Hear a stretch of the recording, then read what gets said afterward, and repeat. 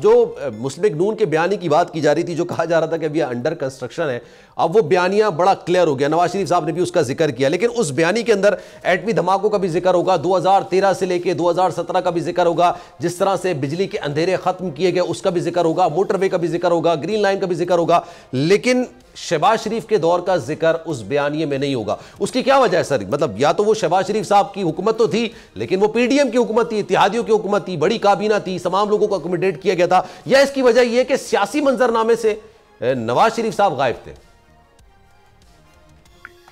नहीं देखें, एक तो हमें एटलीस्ट ज्यादातर लोगों को कोई गलतफहमी थी कि पीडीएम की 16 महीने की हुकूमत जो अरसा बचा था उसमें क्या होगा।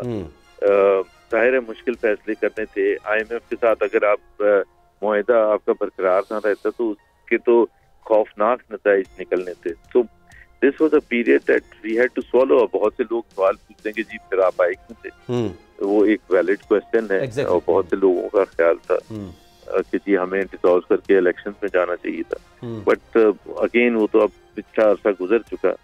अब तो हम यही कह सकते हैं कि जो हमने मुश्किल फैसले किए थे, क्या उससे पाकिस्तान की लॉन्ग टर्म बेहतरी हुई है? यस, लॉन्ग टर्म बेहतरी हुई है। आज अगर हालात कोई इम्प्रूव होते हुए नजर आ रहे हैं तो ये लॉन्ग टर्म बेहतरी की आपने बात की है सर। अब ये ख्याल भी था जब पीडीएम की हुकूमत थी 16 महीने की, उस वक्त ये कहा जाता था, आपके मुखालफी नहीं कहते थे कि आप फिर अवामी इज्तिमा में जा नहीं सकेंगे, आप किस तरह से वोट मांगने जाएंगे, मुश्किलात आपके लिए बहुत बढ़ जाएंगी, पेट्रोल काफी ज्यादा बढ़ा दिया गया था, डॉलर बेकाबू हो रहा था, कुछ समझ नहीं आ रहा था क्या करना है। और फिर यह भी कहा जाता, क्योंकि आपने भी अपनी गुफ्तगू के अंदर जिक्र भी किया कि जब ये जो नो कॉन्फिडेंस की मोशन आई थी उसके बाद से फिर जितने भी बाय इलेक्शंस हो रहे थे वो आप लोग या पाकिस्तान पीपल्स पार्टी या जो आपके इत्तेहादी थे वो लूज करते जा रहे थे। आपको लगता है कि ये 16 महीने में जितनी महंगाई का सामना आवाम को करना पड़ा, और ऑब्वियसली मैं इस चीज को मेंशन जरूर करूंगा क्योंकि उसमें आपका मलदखल इतना ज्यादा नहीं था, क्योंकि जो मुआहदे माजी की हुकूमत ने या तहरीक इंसाफ के सरबराह ने किए थे उस पर इंप्लीमेंटेशन आपने करनी थी, वो आपकी मजबूरी बन गई थी। उस इंप्लीमेंटेशन की वजह से तमाम चीजें महंगी होती चली गई। तो अब आपको लग रहा है सर कि ये जो मकबूलियत है तहरीक इंसाफ की, जो थोड़ी बहुत जो भी मकबूलियत है, उस मकबूलियत के पीछे उनकी अपनी कारकर्दगी से ज्यादा ये महंगाई कार फरमा थी? देखिए, ये मकबूलियत खत्म होना जो है, कम होना, ये जाहिर है it's a combination of several aspects पे।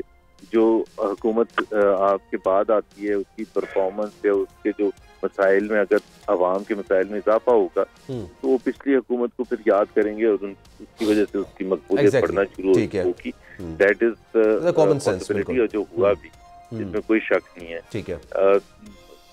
अब हम समझते हैं कि हम अवाम के पास जब जाएंगे, एग्रेसिव कैंपेन करेंगे, तो हम उनको इस चीज पर कन्विंस कर सकेंगे कि आपके पास जो ऑप्शन है उसमें सबसे अच्छा ऑप्शन एक ही है और पाकिस्तान मुस्लिम लीग नवाज है। अच्छा, सबसे बेहतर ऑप्शन पाकिस्तान मुस्लिम लीग नवाज है। अच्छा सर, ये भी बताइएगा, अब अवाम का रिस्पॉन्स तो खैर अभी पहला जलसा था, आप लोगों ने देख लिया। What do you think sir, ये इलेक्शन कमीशन इलेक्शन की तारीख क्यों नहीं दे रहा है? मुख्तलिफ सियासी जमातें जिसमें पाकिस्तान पीपल्स पार्टी सर फहरिस्त है, वो शिकवा करती है कि जनाब इलेक्शन कमीशन तारीख नहीं दे रहा है, शेड्यूल जारी कर देना चाहिए था। आपके भी ये कंसर्न्स हैं अभी?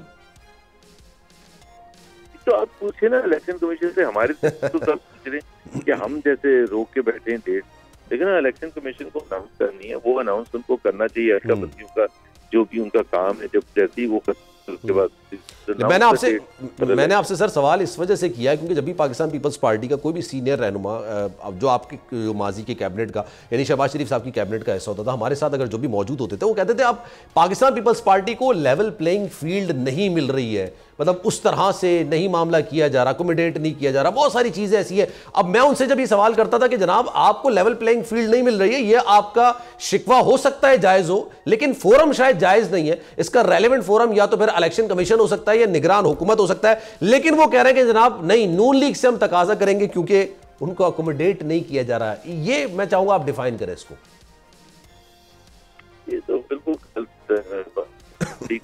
अकोमोडेट क्या मतलब किया जा रहा है? हम अगर पार्टी जलसा करना चाहती है वहाँ उधर मीनार पाकिस्तान में तो जरूर करे, भरपूर अंदाज में करे, कराची में अब चाहते, मतलब पीपल्स पार्टी को किस किस्म की लेवल प्लेइंग फील्ड चाहिए मुझे नहीं समझ आता। तो पूछ रहा हूं आपसे सर, बिठा लिया। और दूसरी बात यह है कि वो समझते हैं कि पॉलिटिकल स्ट्रेटजी ज्यादा अच्छी है कि हम PMLN को नथी कर देंगे कि जी एडमिनिस्ट्रेशन के साथ या केयर टेकर के साथ या इदारों के साथ, तो कि जी इनको फैसिलिटेशन हो रही है तो उससे शायद उनकी अपील बढ़ेगी।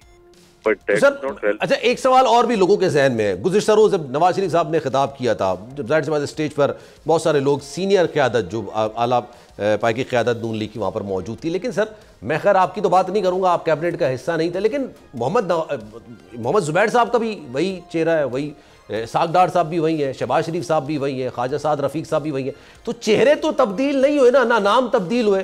तो सर नवाज शरीफ साहब लेट सपोज अगर इक़्तिदार में आ जाते हैं तो उनकी टीम कमोबेश यही होगी ना, तो फिर चेंज क्या होगा सिवाय नवाज शरीफ साहब के अलावा और क्या चेंज हो सकता है? कोई प्लान, कोई आने वाला कौन सरमायाकारी कर रहा है, आपके क्या प्लान्स हैं, मईशत को किस तरह से काबू करेंगे, ये तमाम चीजें बताएंगे सर इलेक्शन से पहले आप? पहली बात हुई सर मैंने जी तो क्लैरिफाई कर दूं। दूसरी बात ये है कि it was a कोalition government of 11 party, उसकी सूरत थी, उसमें कोई इकोनॉमिक मिरेकल्स नहीं हो सकते थे।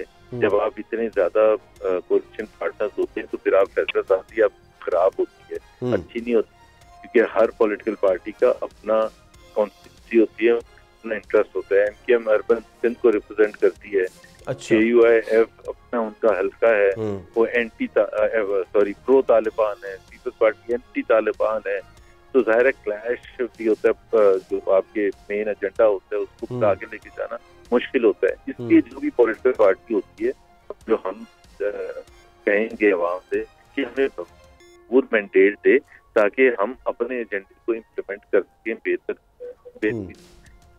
अगर हम डिपेंडेंट होंगे टू मेनी स्मॉलर पार्टीज पर, पार्टीज पर, तो आप उस तरह से इफेक्टिव नहीं हो सकते। सही है। तो सर अब लग ये रहा है आपको कल के बाद कि अब क्लियर आपको मैंडेट आवाम की तरफ से मिलेगा, या फिलहाल it is too early to predict, too early to discuss? Absolutely clear mandate मिलेगा इंशाअल्लाह। पंजाब तो CM plan is the strongest party, बड़ी अच्छी पोजीशन में है, तो we can only hope and wish, but there's lot of work still remaining। ऐसे एक जल्द से नहीं आप नतीजा खत कर सकते हैं। exactly। बहुत ज्यादा मेहनत करनी पड़ेगी, आवाम की बात जानना पड़ेगा, और बात ये है कि एजेंडा आवाम के जो मसाइल हैं उनको हम बता सकते हैं आवाम को कि हमारे पास है वो सोल्यूशन। ठीक है जनाब, सब्सक्राइब करें और बेल दबाएं ताकि कोई खबर रह न जाए।